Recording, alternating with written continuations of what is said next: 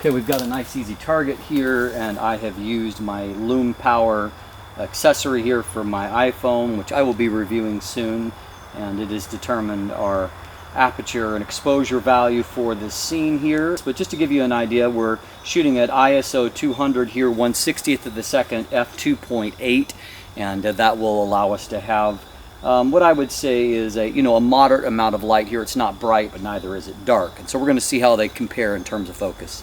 Okay, what we're going to do is we'll completely defocus it. I'm going to bring it all the way back here towards the minimum focus distance, and then what we're going to do is we're going to push the trigger and just go right to shooting and see how quick it takes it. So let's go. Okay, so as you can see here at 70 millimeters, I'll do it again. If not instantaneous, it is just a split second on the G2 here. And so you can see it takes a picture very, very quickly. I'm going to switch to the Sigma Art. We're going to do the same. Now in this case, of course, the Sigma goes the opposite direction, which is the Canon direction, the Tamron, and the Nikon direction. So we've got it completely to minimum focus here. Let's take the shot. So we can see it also is very fast. Let's do it again.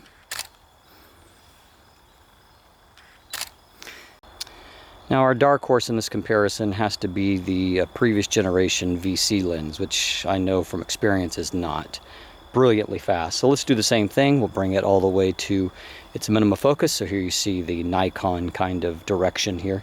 And let's go. You can see much more leisurely by comparison. We'll do it again. And so I would say that by my estimation, the new G2 version is probably close to twice as fast, and the new Sigma is right there close as well.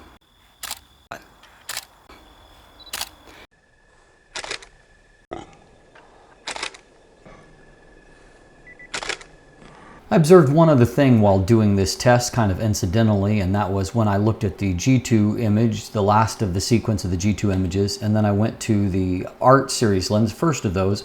There's only a lapse of about 1 minute and 45 seconds in between them. Lighting conditions didn't change, but it looks like you can definitely see a difference in some light transmission there. Now once again, I do prefer the actual wide open contrast from the Art series lens, which is the secondary one here. But at the same time, if you look down towards this area, towards the edge of the frame, just watch that as I toggle back and forth. You can also see there's obviously a difference in vignette there as well. This is at 70 millimeters. So a difference in vignette, and then definitely a difference in light transmission, in that we've got obviously a lot more light on these surfaces with the G2 lens here than we do with the Art series here.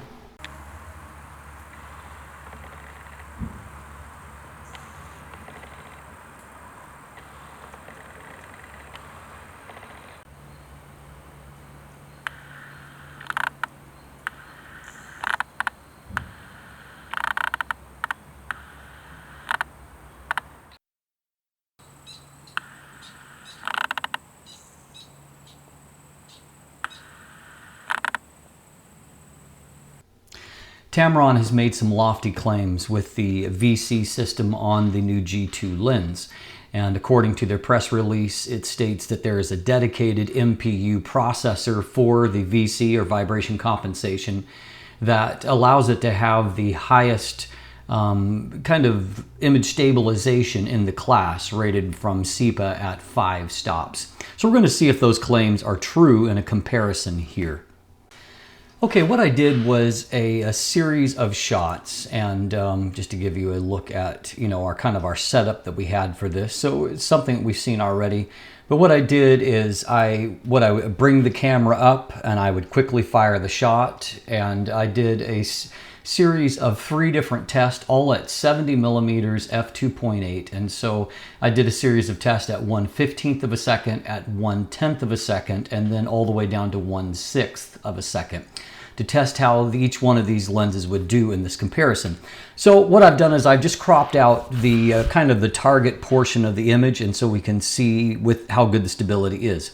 So this is the G2 version here, starting at 1/15th of a second. And so we can see first shot was fine. Second shot, there is a little bit of motion blur there. Third shot is fine. Fourth shot is fine. Fifth shot is fine. And so we see from that series that we got one kind of miss out of 5, and so a pretty good success rate. So now, as you can see up here, we've dropped to 1/10 of a second, and so let's take a look here. So here, our first shot is fine. Our second shot, I can see just the slightest bit of motion blur on there. Third shot is fine, nice and sharp. Fourth shot, a little bit of motion blur there. And fifth shot is nice and sharp. And so we saw that in this second series, we dropped down to where we really lost, 1 to 2. I would say our success rate was a little bit lower. Oh, we do have, I must have inadvertently shot 1 extra there, so we actually had 6 instead of 5, and that one also looks okay. So in the final series, we're going to drop down to 1/6 of a second, and I shot a few more here just to see what we would get. So definitely some motion blur on our first shot. Our second shot is very nice and crisp, so that's encouraging, because that's very challenging. Definitely some motion blur there. Motion blur on that one. This one is better. It's usable, if not perfect. And also they're kind of a similar scenario that, we're looking at a pixel level at, looking at the image at large, it would probably be acceptably sharp there. And same true for this last one here. So now we're going to switch from there to the new Art Series lens. So this has been updated to the most recent firmware, and I used it in the exact same scenario. So starting at 1/15 of a second. So our first shot, it's nice and sharp, maybe a slightest hint of motion blur, but not bad there. The second shot, this shows you the difference. There's definitely some motion blur on this particular shot, and unfortunately on this one as well, and on this one, and probably worse still on that one. And so unfortunately we saw a number of blurred shots with only one that was really kind of good out of that sequence. Some others might be acceptable, but not, perfectly sharp. So now we have switched to 1/10 of a second, and we'll take a look here. Some pretty pronounced motion blur there, and a little bit better, but definitely motion blur there. Maybe a hair better, but still not great. And so unfortunately here at 1/10, particularly this last shot, we're really seeing a lot of a blur there. Now finally, the 1/6 of a second series, and ironically I found when I reviewed these shots that the Sigma actually did much better with this lowest shutter speed than what it did with the 1/10 of a second, which it got none of them as sharp as this.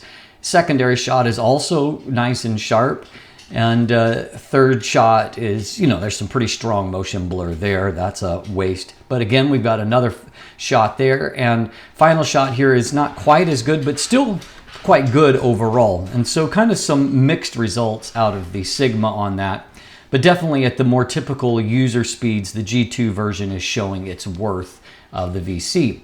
Now, finally here, if we move to this is the original G1 or VC version. And while it was the very first 24 to 70 millimeter lens to have stabilization, there were definitely some quirks with the VC. And one of the main things is that it was a little bit more jerky when coming on. It also seemed to need a second or two to kind of settle in. And so in the way that I was doing this test, which is kind of a more typical way of shooting, unfortunately the VC doesn't work all that well in that kind of scenario. And so here at 1/15 of a second, that's a reasonable shot there. Unfortunately there is some motion blur in that shot and in that shot. And in that shot. So out of that series of 1/15 of a second, we really only got one that really was decent. And moving down to 1/10 of a second, things go from bad to worse. That still got some blur, but it's not terrible. But most of these at 1/10 of a second are, quite noticeably blurred, and blurred enough that you would notice that even on a global level. Now, if we move down to 1/6 of a second, we're going to find that, it's as if there is no stabilization on pretty much at all. It's probably making a minor difference. 1/6 of a second is a very slow shutter speed. You really notice even the movement of the shutter as a part of that. But as you can see here, we definitely there's a huge difference between the G2 and the VC version, with the Sigma Art falling somewhere in between. So we're going to test the flare resistance of these lenses. So first the G2 lens, and this is at f2.8. You can see that there's very little veiling and just the tiniest bit of ghosting. Stop down to f11, you can see a little bit slightly more pronounced ghosting pattern, or at least it's longer, but it's still very soft. Now the Art series lens, and you can see definitely a more of a ghosting pattern here. As it stopped, and then as we stop it down, it becomes, you know, even more pronounced, just a lot more blobs of ghosting blobs there. So definitely, and then finally the original VC lens, and you can definitely see much stronger blobs of ghosting effect that are there at wide open and then also stop down. So our G2 definitely shows a much improved flare resistance compared to the competitors. One of the chief criticisms against the first generation Tamron 24-70 f2.8 was this phenomenon here, where we see a pretty strongly pronounced, what's often referred to as onion bokeh, or concentric circles within the bokeh highlights. And that's one of the top criticisms that people had of that particular lens. So the question is has Tamron managed to improve that? Well, we're going to take a look at that here, along with a comparison with the Sigma Art version, to see if that is an area of improvement. So on the left side of the frame, we've got the earlier generation, we'll call it the G1 lens, and then on the right side we have got what you might call the G2 lens.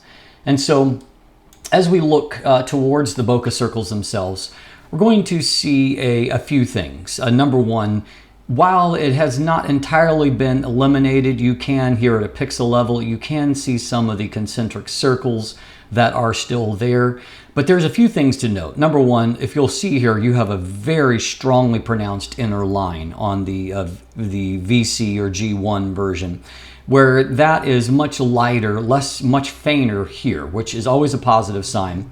You can also see that there's some very hard edges in the concentric circles that have been, you know, greatly softened here on the G2 version.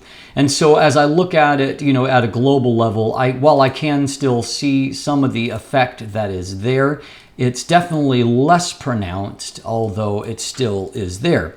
Now, what happens if we compare instead with the new Sigma 24-70 Art lens?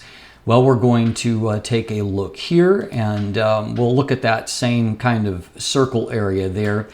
And so we can see that there's definitely a different characteristic with the Sigma. And while you can see that, you know, a bit of that concentric ring, it's not really so much rings, it's more of a generalized kind of roughness or busyness within the circular bokeh highlight.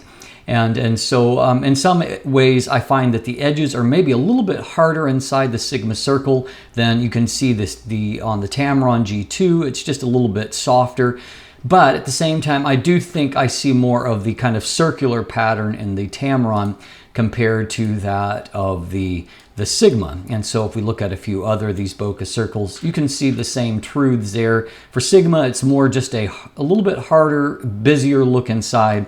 Definitely more of the ring or the onion look inside the Tamron, although it's muted. It's softer than what it was.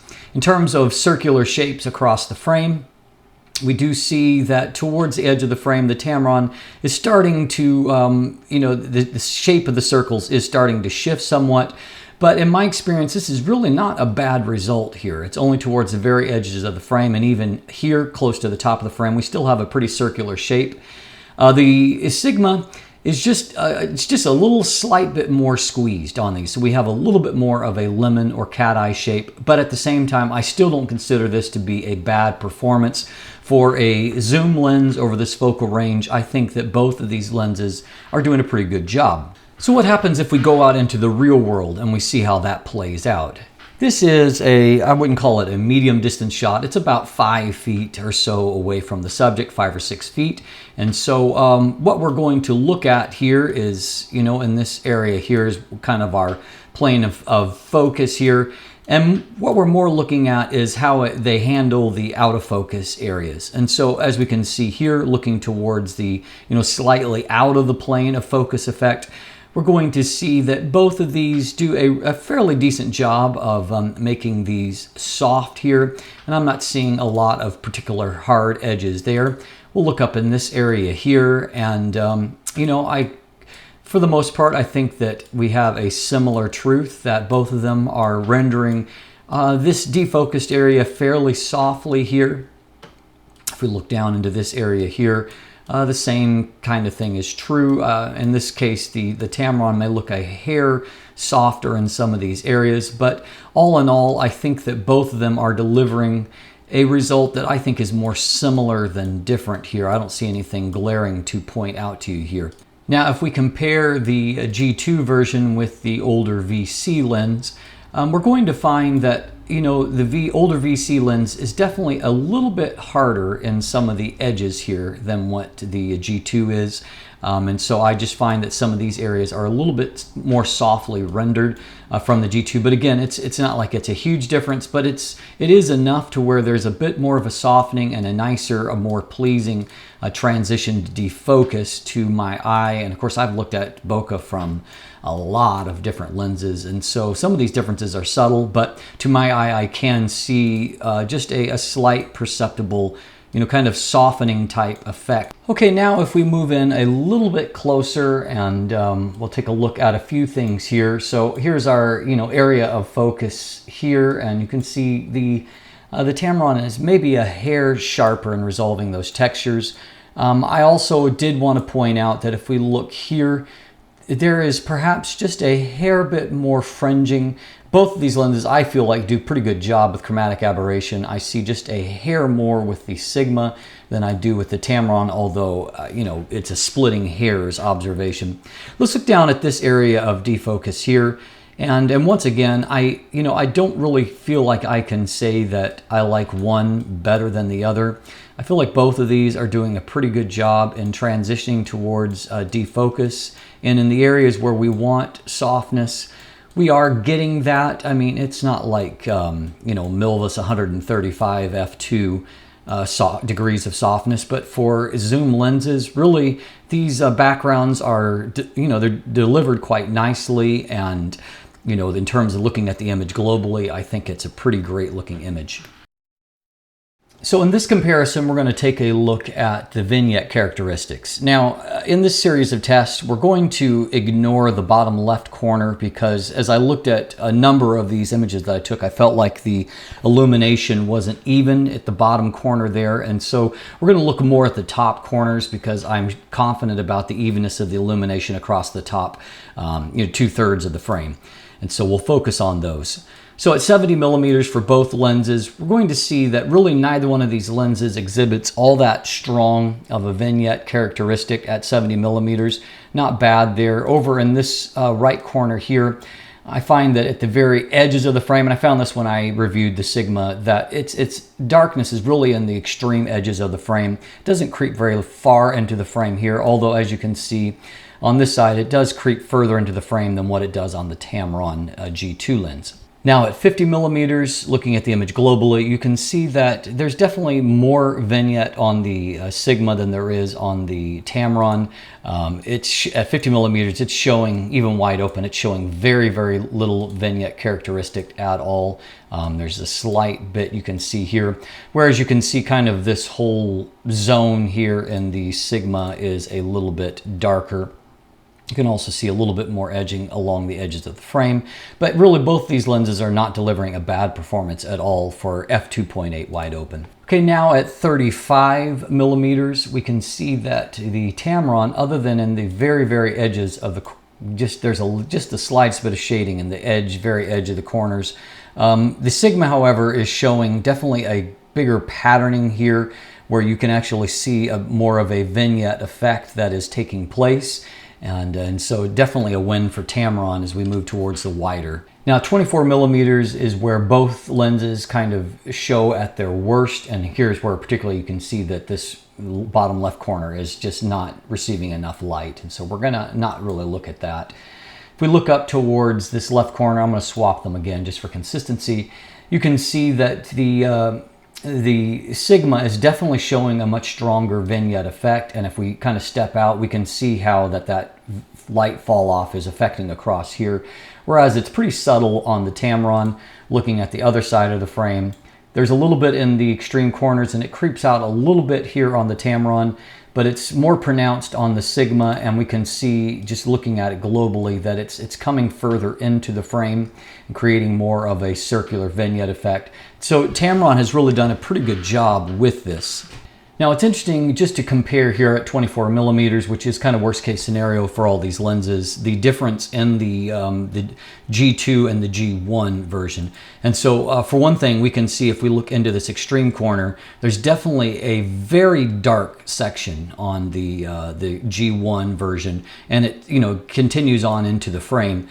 Whereas we can see that it's quite mild by comparison on the G2. And likewise on this side, you can see a part that is so dark that it's almost as if the frame is, it's not covering the full image circle there. It kind of looks like what happens when you sometimes mount a crop sensor lens on a full frame body. And so, obviously they've eliminated that with the G2 version. And it's worth noting that, although settings are equalized, you can definitely see a brighter center of the frame here at 24 millimeters on the G2 version than you could on the older G1.